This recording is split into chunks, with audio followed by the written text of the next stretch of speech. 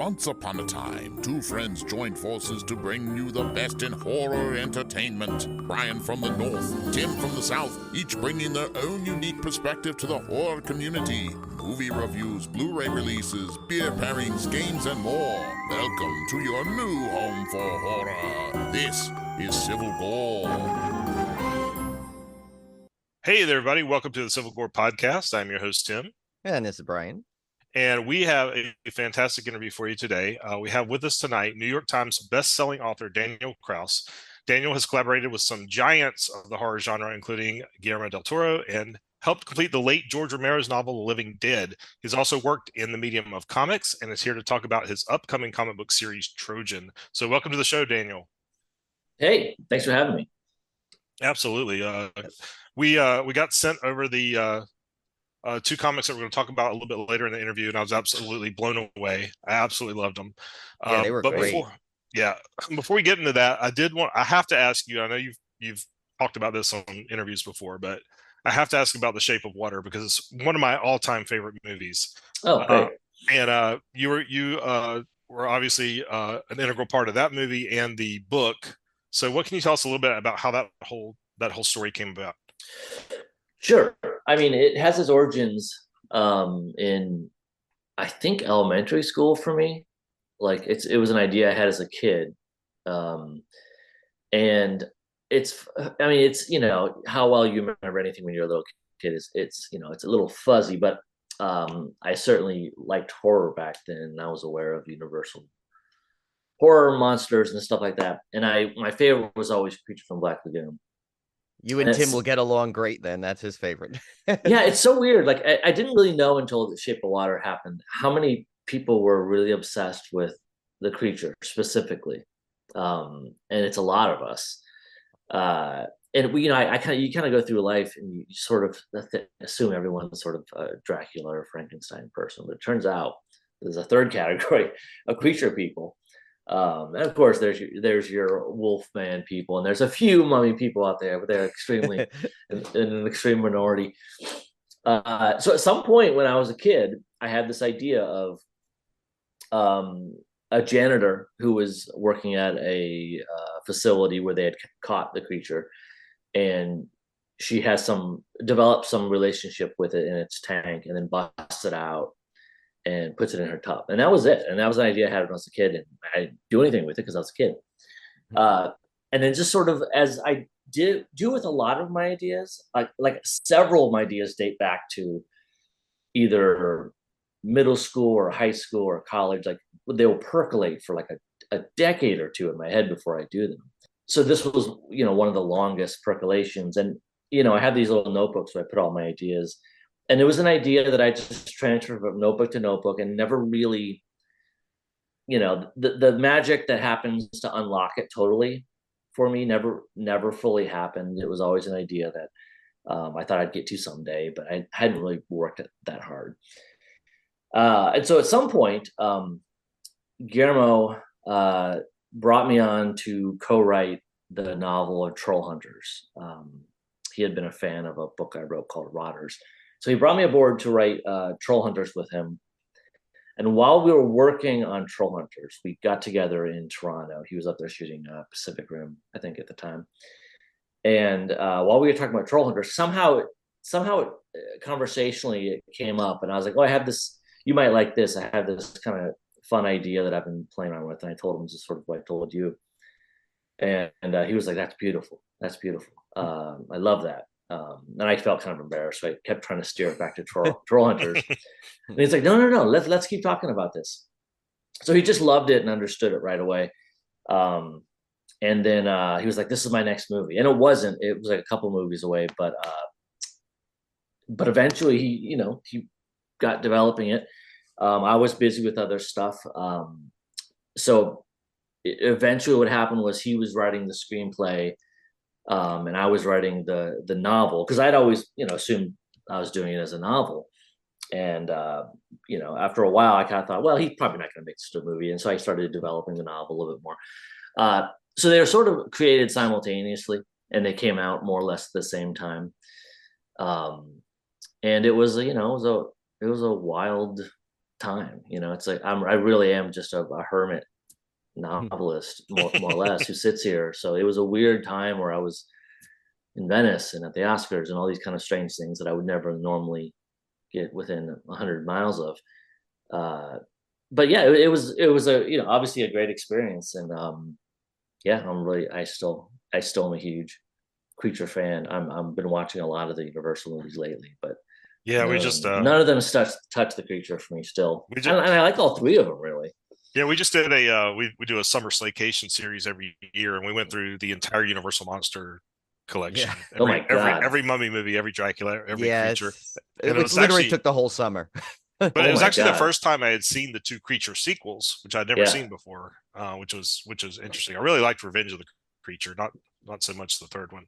Well, the third one is so bizarre. Yeah, Like, it's very strange. It is an extremely weird left turn that on its own I kind of respect. It becomes this body horror thing that's like not present at all in the first two. It almost feels like it was sort of grafted into the series almost by mistake. But there's things about it that are just so audacious that I kind of like. Yeah, Tim, you need to tell to Daniel about the your ride idea. Actually, while we're on the creature, before we move away from him, I think you need to. Oh yeah, so yeah, we got our inspiration with our listeners have heard this story a million times, but we got our inspiration from a theme park podcast called Coaster Radio, and they did a contest, which they used to do every now and again, to develop a ride based on a movie. Mhm. And I developed a Creature from the Black Lagoon ride, and that's what won the contest. But Huh. my idea for the contest was, and I don't know how feasible this would be in real life, but would have sort of like a Jungle Cruise type ride, but the boats would be glass bottomed, so you could actually see down below, and there would be creature animatronics and stuff under the water. There'd be a scene where you go through the cave and you see him, you know, in silhouette strangling Mhm. people, and you would go through this whole thing, and at the end you'd have the creature jump out of the water with the animatronics and stuff. So that was my idea for the ride contest, and maybe one day I hope It to sounds simpler than the Jaws ride. yeah, well, that got a lot of inspiration from the Jaws ride, and that's probably why it'll never be built, because the Jaws ride was such a maintenance pain. Yeah, right. Well, But, we always joke about it because we say that Tim's ride was so good it got stolen from Universal because they're doing that new park and there's supposedly going to be a Universal Monster section, and one of the rumored rides was a Creature from the Black Lagoon ride. And the thing is, what's funny about that is that when that our podcast Coaster Radio, they do the judging, they actually have industry professionals do the judging of it, like people that have been ride designers and have worked for parks and stuff. So Tim and I are like looking at each other, we're like, yeah, I'm like, you should probably ask for like at least a lifetime pass or something. Yeah, They may right. that may have gotten to them through the grapevine, I don't know, but we'd like to do a running joke with that. But yeah, I figured we'd have to just detour slightly to go through Tim's ride once we're talking about the creature, because my next question kind of deviates from that, even though we are both huge fans of not only the creature but Shape of Water, which I absolutely loved. But moving on a little bit, so zombies or some sort of undead seem to be a recurring theme in some of your works here, and so we have to assume you're a big zombie fan. And if that's correct, what are some of your favorite zombie films? Well, I mean, kind of like I like zombies, sort of as much as the next guy. Really, to be more accurate, I'm a George Romero fan. I like zombies again. I sort of like them, but I wasn't an obsessive about them. I was more of a George Romero obsessive. And so it really was his zombie movies in particular that I was, and really all of his films that I was really obsessed with from a very, very young age. I just was a fanatic for Romero. Saw Night of the Living Dead when I was like maybe 5 or 6 years old. Oh wow! Yeah, and just saw it over and over and over again because it was always on. And I really had I didn't think I'd ever write anything that had to do with zombies. Like in general, my MO has been actually to kind of stay away from like archetypes like that, to not ever do a werewolf project or a vampire project, and to kind of just try to come up with new kind of fresh ideas. It wasn't until sort of I was contacted by Romero's estate really that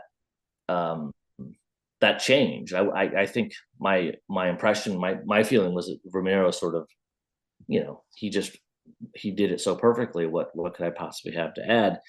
And I guess that ended up being, well, he had not finished this opus that he had been writing, and would I want to finish it? Well, I would certainly like to try. I mean, Night of the Living Dead was the instigation for me to be interested in the arts.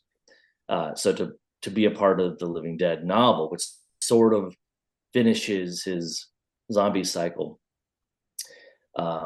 was just like an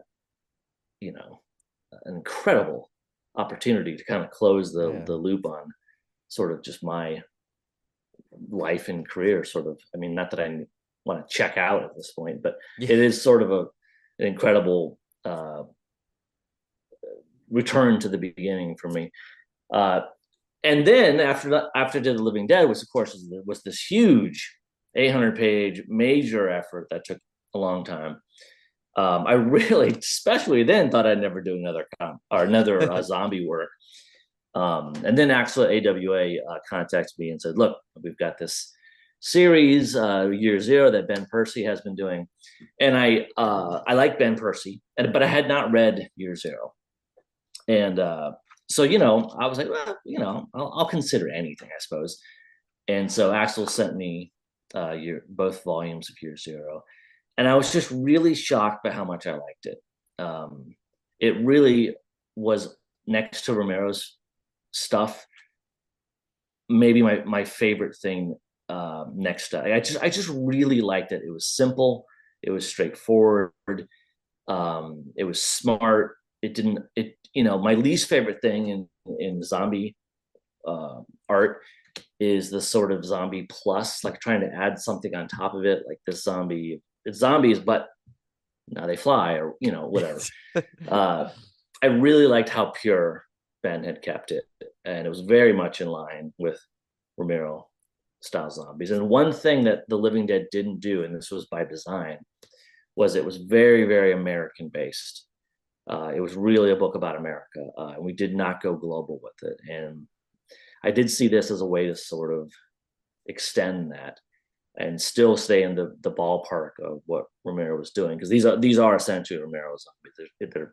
They're sort of pure Romero in sort of the rules. So this was a chance to sort of do a kind of an epilogue in a way, even though it's kind of a prequel to the Year Zero stuff. But it was a way to go international with it, and just kind of play with an even broader canvas, but in a way that felt really controllable to me. Like, it was 5 issues, it was 4 storylines. It felt like something that I could handle and could do a good job with, and break some new ground for me, but still wouldn't be something that would sort of overtake my life like the book did. Yeah, I love the narrative the jumping between narratives was really, I really liked that, and I like you said, I love that it went global. You have a story that takes place in the DMZ in North Korea, South Korea. You've got one which is in a predominantly African American community, which was Rabbit Lick, I think was the name of it. Yeah, Rabbit Lick, Arkansas, I think. Yeah, Rabbit Lick, Arkansas. So I love the jumping between stories. It kept things really exciting. And we only read the first 2 issues. I got to get the rest of them when they. Yeah, I know. Now I need to get the rest of them. We got the taste, and now I need to see. Yeah. I did want to ask you about your about working with AWA, because I was not familiar with them before this. They are a fairly new independent comic book publisher. I think they were founded in, I believe I read, in 2018. What can you tell us about working with them? Well, I mean, to back up slightly, I don't have a comics background, and I can't stress that enough. Like, I didn't grow up with comics. I always make this joke, but it's kind of true, that how like in Footloose there was like a town they couldn't dance. Well, my town was like the town without comic books. Oh, like, that's a horror in itself. Like, my friends didn't have comic books. I don't recall anywhere in town that sold them. It was a small town in Iowa. I don't believe there was like a law against them. I just They just weren't part of my experience. They just weren't there. So I grew up completely without them. And so therefore have none of the nostalgic connection to them that most people in my age do. Like I had 3 comic books. I had literally 3, and they were issues 10, 11, and 12 of Marvel's Secret Wars. And I love Secret Wars. My mom had bought them. She was in a bigger town somewhere, and there was like some 3-pack, and had, on a spur of the moment, had bought them for me. And I was so confused by them. Like issues 10, 11, 12, there were all these characters, there were all these wild things going on. And I think part of the reason I was so fascinated by them is I had no idea what was going on. And so I read those 3 issues over and over and over. And they were so bizarre and cosmic and strange, and they were so fascinating to me. And I think that's something that we don't get anymore, is this phenomenon that happened in the pre-internet, I guess, where you would just see or read parts of things. Like you would see a movie that you would just happen to stumble across on TV, and you'd only see the second half of it or something. And in a lot of ways, those formed a lot of the most powerful media memories that I have, because you didn't see the rest of it. It didn't completely make sense. There was a terror to that and a disorientation to that, of not knowing the full story sometimes, or of only seeing the first half of Poltergeist on TV before you had to go to bed, and not knowing what happened. There's a certain intriguing element of not having the full picture, and that's, I think, what happened with me in the 3 issues of Secret Wars, which I eventually did read the whole thing a few years ago. So AWA. So I've only, when I worked with AWA in these 2 books, I had only done 1 other comic book. My first comic was The Autumnal from Vault Comics. So that was my very first comic book, and I had a blast doing that. Just absolutely loved it. And the book seemed to be very successful, and I just really had fun. It was a real palate cleanser to the novels that I've been doing. It's a very different type of thing. So I was eager to do more, and the first person to knock at my door was Axel at AWA, and he offered me this chance at doing Year Zero.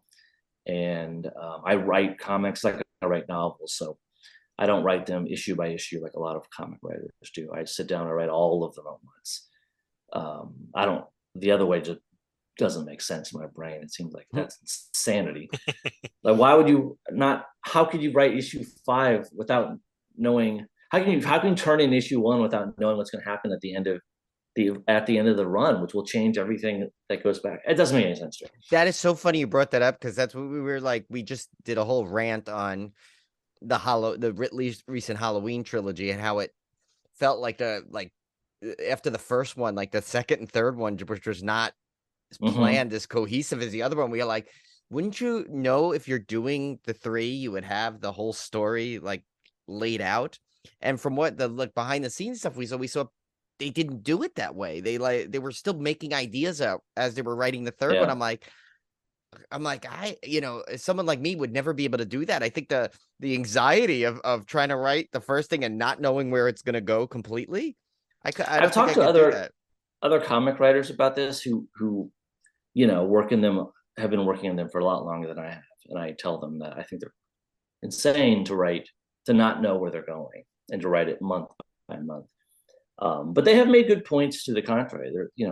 They say that there is sort of a high wire element to making it up as you go along, and when you write yourself into corners, you have to find creative ways to get out of them. And I can just sort of see that, and it's an interesting point, and I would sort of be curious to try it. But anyway, I can't tell you much about the history of AWA, but they work with, as far as I can tell, good people. I loved what I saw of them. Again, I don't have a heavy comics background, so it's not like I knew their entire catalog or anything. I don't know anyone's entire catalog, but I certainly liked what I saw. And as soon as Axel started putting together the teams for Year Zero and Trojan, I was really blown away. I had an extremely good experience writing them, as I did with Vault. Like, my experiences so far in comics have been really, really positive.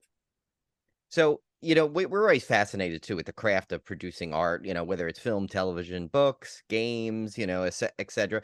So you kind of touched on your process of writing the comic books. How does it, kind of opposed to, is it different when you do a novel, or do you find one easier or more difficult, or you just look at it as I'm writing a story and that's it? I mean, I don't think there's anything harder than a novel. As far as writing goes, it's, if writing a comic or a screenplay is sort of like juggling 10 balls for 90 minutes or whatever, a novel is juggling 100 balls for a month. Novels are just always going to be the most difficult thing, and I think it's what draws me to them, is that they're the most complex and the most daunting thing to attempt. So comics definitely write a lot faster for me, but it's a different, comics exist much more in the space of screenplays than they do novels, I think. But in a really unique way. Like, what I really responded to was the sort of physical positioning of it that I never had to think about before. There's almost a Jenga element to comics. Like, you're writing the story, but you have to think about it per issue and think about, well, if I've got a story and it's a novel, then I don't really have to think about things like page counts and how long are chapters, and none of that matters. It's how long it is, period. But when I was doing the Autumnal, I had to think, all right, how do I divide this story up into 8 chunks? How does each one of those chunks have an arc? How do the chunks fall on a page? How do they fall on a page turn? How do I work in spreads? And it's positioning, and you're taking these chunks of information and physically arranging them on a page, which is something you're certainly not thinking about in novels, and not really thinking about in screenplays. It's a totally unique medium in that way, and it exercises, I think, a completely different part of the brain, because you're just not thinking about physical arrangement in other mediums. And that was an unexpectedly satisfying to me, as somebody who sort of likes organizing things. Like, it was fun to sort of like watch the pieces come together like that. Yeah, I never really thought about that. I mean, I read a ton of comics, but I never really thought about when they're writing them, you really have to think about individual story arcs per issue, and like you're saying, the page layouts and stuff. It's really a very collaborative effort, if you think about even like the end of every page. Yeah, you have to think about, what do I want the last panel to be versus the first panel of the next page, and especially on a page turn. Like, how do you want to use the page turn as a moment? So it revolves a lot about thinking about a whole bunch of beats constantly. Yeah, that's fascinating. Yeah. Well, speaking of comics, I want to talk about Trojan, because this issue blew me away. It's a neat premise. The artwork is gorgeous. Trojan is I'll give you a little bit from what I gathered from the first issue, but we're in a world where fae or magical creatures exist.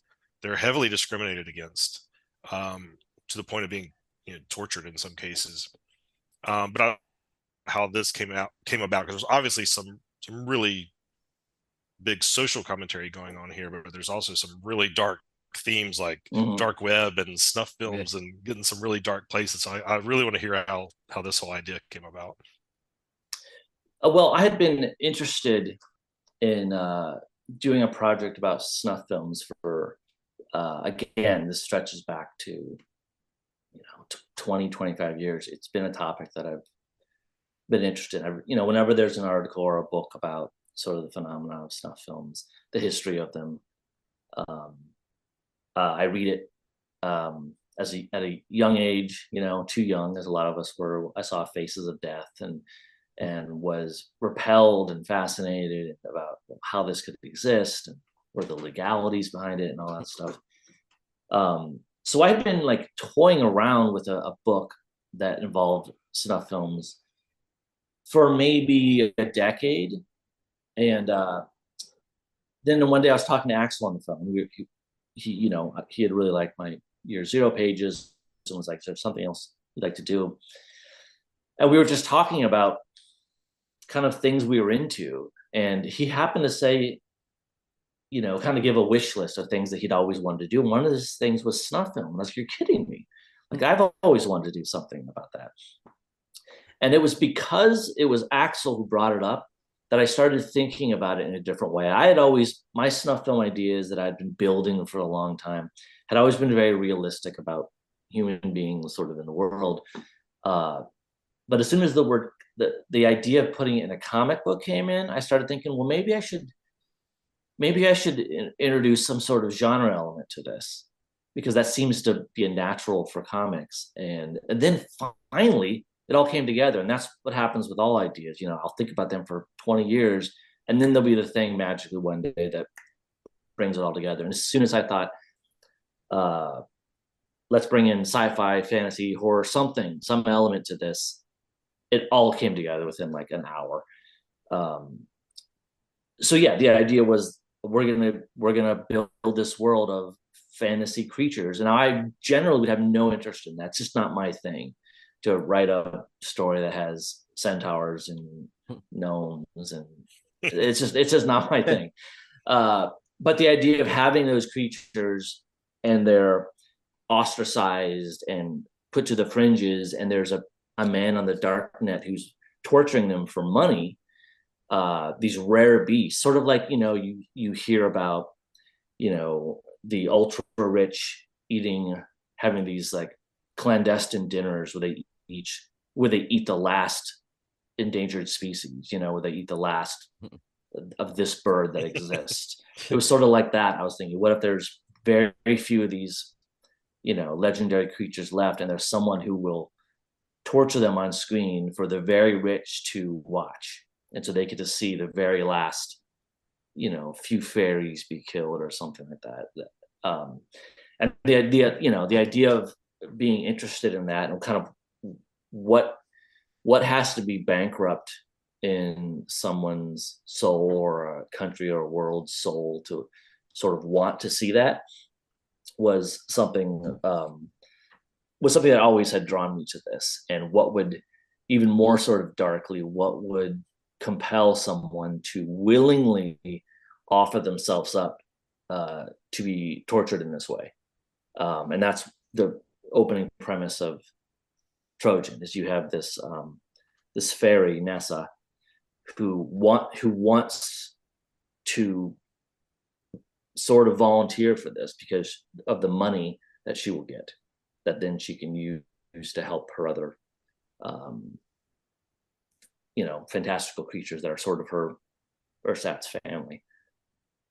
That kind of was a great opening segment, because it drew me in, and I did not expect that reveal, so to speak, and I wasn't sure what was going on, but until that, and I was like, wow, that really is something to like. It's a great blending of two, of kind of things you hear about, and then like but putting it in like that little mystical sci-fi element to it. I really like that.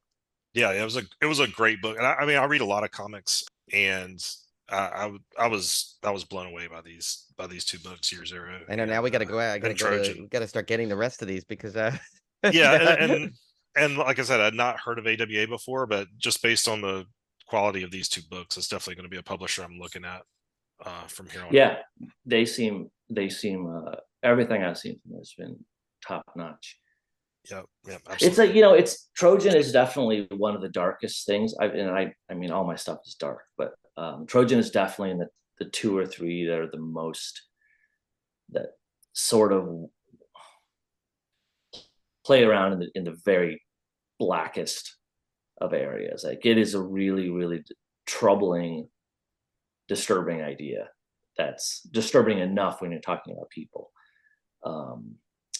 So it's a gritty, tough book that I think does have some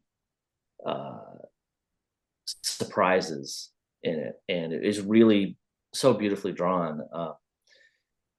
if there's a a through line through all my books, and it's really epitomized really by Shape of Water, it's that I've always been drawn to write beautifully about things that are grotesque, and to sort of find the beauty in the grotesque. And Trojan certainly falls into that, where it's a really, really grotesque idea, but we're going to try to draw the beauty out of it. And that contrast, I think, will make it all the more powerful. And this is a limited issue run? Yeah, Trojan is just 4 issues. Year 0 is 5. Okay. Yeah. And like I said before, the artwork is just beautiful in this book. And when you contrast that with the subject matter, it makes for a really interesting juxtaposition. Yeah. So we always like to throw in like a really fun question in here. I mean, you may have thought the other ones were fun too, but like we try and make like a really fun one. A fun question. I know. So you were promised that. So I know. So we mentioned, and you were saying how you collaborated with some fantastically talented people. But who would your dream collaborator be on a horror project? And it could be living or dead. So this is just kind of a fun, whatever you want kind of question. Well, my dream collaborator was obviously George Romero. Like he was, I would have picked him first my whole life. So the fact that I got to work with him, albeit posthumously, is still mind blowing to me. He was my number one with a bullet. The other person who, if Romero was number one in sort of developing me as an artist and a person, number 2 was Rod Serling. Yes. So if we're talking about someone who is dead, it'd probably be Rod. I'm sort of like, I'm a prolific writer, but he's sort of the patron saint of prolific writers. Like the amount of brilliance that came out of that person is just mind-boggling. So yeah, I would say Rod Serling. I'm trying to think of somebody who's alive today, though. There's so many. I probably shouldn't even go down there because I don't even know where to start. So it's kind of hard once you see the 2 that you mentioned already are pretty tough to beat. Yeah, so I guess I'll stick with Rod. Yeah, I just went through the Night Gallery Blu-ray set. Oh wow! And the Twilight Zone. I've got the Twilight Zone complete series, and you hear these audio. I listen to the audio commentaries on these episodes, and they all talk about Rod Serling, his writing and his dialogue, and just his genius. So I gained already had an appreciation just from watching the shows in syndication, but after listening to the audio commentaries, you can't help but have even more appreciation for him. Yeah, I mean, the 2 objects that sort of created me were Night of the Living Dead and the very first Twilight Zone I ever saw, which was an episode called The Invaders. Oh yeah, that's a classic. Yeah. So those 2 objects just blew my mind as a really, really young kid, and just opened up everything. Just those 2 kind of random things. It's weird how things work. This is just kind of off topic. Did you watch the amusement park? I was going to ask that. Film, I was going to ask that too. Yeah. The George Romero, kind of lost movie. Well, not only did I watch it, I was sort of part of it in sort of rediscovering it in a way. When I was brought on by George's wife, Suze, to work on The Living Dead, I had a notion of how to finish the book that was, I don't want to spoil anything, but the 3rd act of the book is, in some ways, it's about old age and hospice type issues. And I was one of the few people around who didn't even heard that the amusement park was a thing. And when I met Suze, I was like, look, do we have any idea what we might find copy of the amusement park so I could watch it and get a sense of how George felt about these issues? She was like, yeah, we just found it. Like, she was like, we recently discovered it. So long before it came out, I was one of the very first people to see it in decades. She ran me a copy, and I watched it, a really crappy old copy, and I watched it and took ideas from it for the book. And I was the first person to really, I got on Twitter and just started talking about the movie. and it was just like no one on the internet had ever heard of it. And I just think it's amazing. Yeah, so I'm on the Blu-ray talking about it. If you Oh, I have the Blu-ray. I just bought yeah, it. yeah. Yeah, There's a recently. great sort of roundtable wow, discussion on there that we did for Shudder. So yeah, long answer, but yes, I'm aware of it. Awesome. Yeah, that's how Okay. we discovered it, because Shudder Yeah. had sent us a screener of it, and we watched it. We were just blown away, because it's kind of funny how we always have in our group of a theme park. This sounds like it's going off topic, but it'll tie around. We have our little group of theme park fans, and our group in the we have like a Slack group. And when we talk about that, every once in a while, someone will say, like, we'll share. It's mostly Tim, though. I don't know if that says something about him, but we share our weird amusement park dreams, where we'll have like a amusement park we're at, and it's like we know where we're at, but it's completely different and completely bizarre, almost to a disturbing level. And when I saw the amusement park, I said, "Oh my God, this is like all those dreams we always talk about at some level." Totally, yeah. Where it's like, I mean, obviously sans the message that the amusement park shares, but it was like that same thing where it was like, oh my God, you're at a place that's supposed to be nothing but fun, and but yet this movie is like disturbing on such a Yeah. level that you wouldn't expect. And so so we were like both blown away by that when we saw it. It's very really haunting movie. I can't get it out of my brain. It's really scary. Like Yeah. I always say that Romero, although he was a horror film director, he really wasn't generally out to scare you. Like most of his films aren't very, very scary. There's a couple exceptions, and I think really Night of the Living Dead and Amusement Park are his scariest films. I think those are the two times he was really just out to horrify. Yeah, So, no, that one, he did it with that one, I'll tell you. yeah. I mean, that one's still kind of, every now and again I find myself thinking about it. Yeah. It's been months. And I gotta watch them. I haven't got to watch the Blu-ray yet, because I've seen it a couple times on Shudder, but I gotta watch the Blu-ray now and hear your roundtable. Yeah. So Daniel, to wrap things up, I want to give you a chance to promote, obviously Trojan's upcoming, I believe in January. Promote any other upcoming projects you got going on, and let our listeners know where they can find info on your books and comics. Yes, so I've got Year Zero and Trojan coming out right now. I have another book out from Vault. It's under the title Double Feature. It's actually sort of two comics in one, and my comic is called The Cemeterians, and that's a 4-issue thing. They're big issues though. They're like 30 pages per story each issue, so it's the equivalent. It's a 4-issue run, but it's sort of the equivalent of 6. So that's really cool. That's the most bonkers thing I've ever written. And then next year is maybe the novel that I'm most excited about that I've ever done. It's called Whale Fall. And it's probably my favorite book. It's a 100% scientifically accurate story of a scuba diver who gets swallowed by a sperm whale. And he's got 1 hour of air to get out of the whale.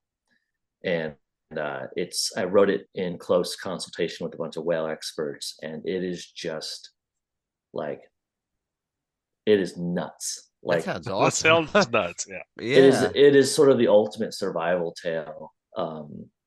And the inside of the whale as a setting is just, talk about like dimension amusement park. It is just sort of like a kaleidoscopic kind of hell in there. So it's sort of Jaws meets 127 hours. I was gonna say, that's exactly what I had in my head when you said that. Yeah, it was. It's also, I think, really sad and moving. I just really think there's nothing else like it. I'm really excited about that. I'm definitely gonna get that book. Yeah, that sounds awesome. I read I think the book was called The Whale, and it was a nonfiction book about whales. And my wife was making fun of me for reading this thing. She's like, "Why are you reading a book about whales?" I was like, "I don't know. It just seemed interesting, and it was well reviewed, and it was fascinating. Like I didn't know anything about whales until I read this book, and it was like the whole history and everything around it, and stuff they make out of them. It was and honestly fascinating. Sperm whales in particular are one of the most bizarre animals that has ever lived. It's just even among whales, it is completely unique. Its body structure and just all the things about it are so strange. And it's the only whale that could possibly swallow a human. Most whale throats are like this, but except for a sperm whale, because they swallow gigantic squid. So they actually have a throat that's, if you were a slender enough diver, you could, in theory, get swallowed by it. That's traumatizing already. We gotta look at first, I was bad. I was always afraid of like sharks, out in the ocean there or something. But now, and like I'm like, oh, but whales, they don't really swallow people. And now, well, they don't. They never would on purpose. Like they wouldn't. It'd be like us eating a rock. Like it's not something they can't really digest us, so they would never do it on purpose. But it could happen sort of accidentally. Yeah. Well, Tim will tell you I'm a klutz and I get myself into weird situations. I'd probably be the one out of this group of three of us for sure that would accidentally you trip and fall into a whale. Somehow I trip swimming and then slide into the whale's mouth. Yeah, it's not. It would not be shocking to anybody that knows me. Well, thanks so much, Daniel, for coming on. I mean, this was a real treat. Like I said, this was awesome. Big fans. We absolutely love the comics that we were sent over. So I really look forward to what you got going on next, and the upcoming projects sound amazing. Well, thank you so much, guys. Anytime, just give me a ring and I'll come back. Yeah, same. Right. Yeah, if you anytime you got when it gets closer to that book, you want to come on and absolutely, or anything time you have a project you want to come on and chat with us, we'd be more than happy to accommodate that. As we had a great time talking with you and finding out all this cool info. Especially now, I feel like I wish we kind of knew that you had worked on the amusement park. We probably would have. We talked a lot about that, but probably good because we want to help promote your upcoming stuff. Well, we'll talk about it next time. Sounds good.